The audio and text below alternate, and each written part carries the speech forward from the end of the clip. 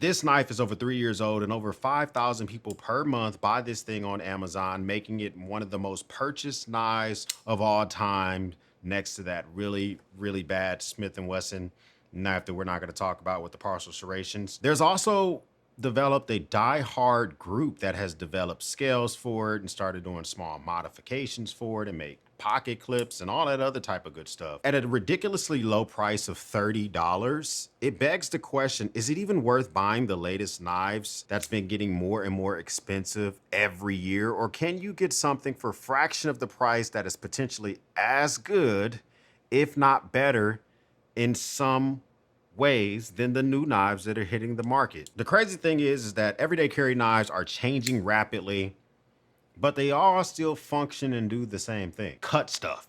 All right, so maybe they do it in a unique way. Maybe they have tricks like able to open bottle caps and stuff like that. But new knives are getting outdated so quickly as we consume and want the newest thing as quickly as possible. How is this 3-year-old knife still hooking and jabbing with the best of them? So that made me revisit this thing because I actually haven't owned the Mini Praxis, and that's what we have here, the Civivi Mini Praxis, in a couple of years. I actually gave this away to my pest control guy a couple of years ago because I have the full size Praxis and I didn't really see the point of it, but I was trying to figure out, like, why is this thing so incredibly just always selling so much? So I've been researching it, testing it, even thinking about customizing it because it's just so affordable. And I want to talk about the things I do and don't like about it and try to figure out, is this worth the squeeze? Now, one thing I want to say is that the Mini Praxis is not for just show. It really is small and compact, still has the deep carry pocket clip like its brother. Maybe not as strong as the regular size Praxis. It has stands off instead of a backspacer, doesn't have the lanyard holder. There's some things that are missing from its big brother compared to its small brother, but it's still making some stuff happen. It's very lightweight, and I love the fact that it's fully lined. Yes, it's made in China, but you're spending $30 and you don't have to get a gas station knife. I'm really a big fan of just the functionality of it. Now, I will say the standout feature for the Mini Praxis is the blade steel. It's a D2. It's also coated. It has a flat grind, which makes it a slicing beast. It's very slicey. It has a fantastic finger choil, which allows for you to actually get up on that bad boy if you need to have more precise control of the blade when you're making some certain type of cuts. Maybe not the best for utility cuts when you put something down on the surface and make a cut downward, but I mean, it's $30. Okay, so maybe we can look past that. The drop point blade is incredibly versatile, making it suitable for a wide range of tasks like opening packages, cutting tasks, maybe not the utility work for this specific design. I do like the shape of it. I do like the way it's built out.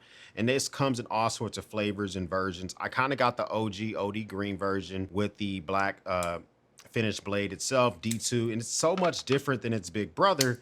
Its big brother rocking the HCR 18 MOV blade steel. My regular size Praxis has been beat up quite a bit, but it's still a very functional knife. It does feel completely different in the hand. So you can just see the size difference there. Look at those right next to one another. Two big beasts. But, you know, there are some things I do and don't like about it. One of the most highly praised aspects of the Mini Praxis is its action. Its own ball bearings that pivot, allowing you for an incredibly smooth action and smooth deployment, fast deployment. It has a flipper tab. So if you like that type of stuff, it is easy to use, which a flipper tab comes in handy because if you have your hand on a workpiece, imagine my bourbon's the workpiece and I'm trying to figure out how to work it. I can use a flipper tab and get to it, okay? I don't have to worry about positioning my thumb the correct way or using a fuller or using some other way to deploy it. It just works out. And if you want to, you can even grab the blades kind of like this and you can still kind of deploy it with just grabbing both sides of the blade. The detent on it is pretty decent. You can shake it open, but it doesn't really fall open if you're loosely shaking it. So most of my knives can be, I can shake them open when I do that. This one's doing pretty good to have that type of resistance. The price point is budget friendly. I think it's high quality. It has G10 scales on it, which who would have thought with such a inexpensive knife, a deep carry pocket clip, which takes When I say deep carry, I mean like you won't see the blade poking out of your pocket. But that doesn't mean I like everything about this. Okay, first off, I don't particularly enjoy knives that are only flipper tabs for opening purposes. Okay, so this is a flipper tab only type of knife. That is just normally not my jam. Okay, I do prefer a knife that has more than one way to do it. I had to get creative by deciding to grab the both sides of the blade and open it like that, but that's not what the functionality of this blade is for. So that's something to think about. Also, one thing is I'm not the biggest fan of liner locks. I'm getting more and more spoiled by having a crossbar lock, and I just kind of like the way that is. I don't particularly like putting my hand there just to get in there. And now I get this finger guard here. I like that. Kind of keeps your hand from slipping up off the scales, but there's a big ass finger choil. I don't know if the finger guard's necessary. I feel like I don't know. I feel like the design could be improved for whenever they come out with another version, but I don't think most people are just buying this thing because they found on Amazon are going to care about any of this stuff. Now, one thing I can tell you is that if you're wrong-handed, you're not going to be able to reverse the pocket clip. They definitely have this design for right-hand carry only. And I kind of wish we could have got a backspacer versus standoffs like its big brother, but it's $30, so it is what it is. Pocket clip is decent. Everything about it is fine. I think that this proves a lot of things, that there's not a big necessity to always have the newest, the brightest, the bangiest of new knife when you can get something that's very functional like this coming in sub $30. Oftentimes, I mean, I think full price on this thing, MSRP is like 35 bucks. I always see it around like 28 bucks. And this is an easy recommendation. I also have seen a lot of knives that have almost come out and like cloned this functionality. Kubi has done some stuff like this. I think I've seen Kaiser do some stuff like this as well. If I'm misquoting that, then my bad. But I think it's a very functional type of knife. I mean, it doesn't matter if you were to get the regular Praxis, the mini Praxis. They both are very, very decent knives to keep at the ready at all times. If you're looking for a knife, you don't want to spend an arm and a leg on it, then I think that the mini Praxis still stands the test of time in 2025. If you're looking to buy a knife, as I mentioned earlier, I give knives to my pest control guy.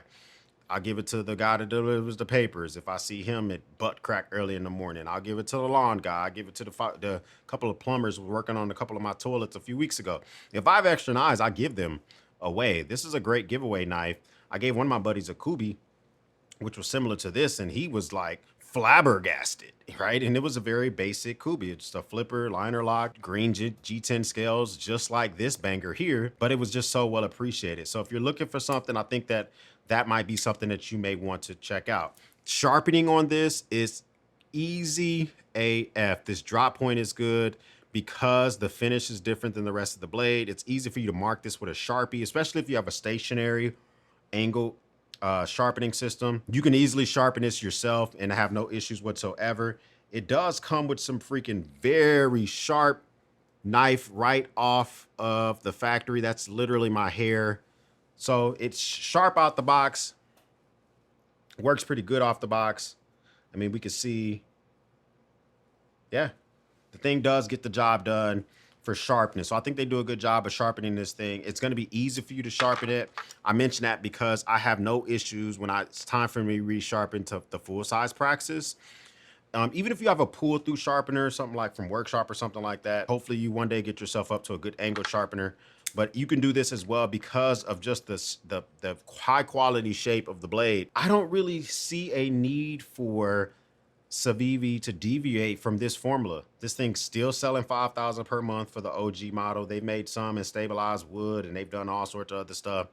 But yes, they just keep selling these over and over and over again. And it's still an easy recommendation in 2025. Comment down below, what do you think about the Civivi Mini Praxis? Is that something that you already own? Something you had no clue about? If you don't, then you've been under a rock, my guy. And let me know, what do you don't like about this thing? Is it a little bit too light for you, too heavy? Let me know in your comments down below. If this is your first time stopping by, hit the subscribe button. I would love to have you part of the battalion. If this is not your first time stopping by, well, thank you once again for watching me run my grape.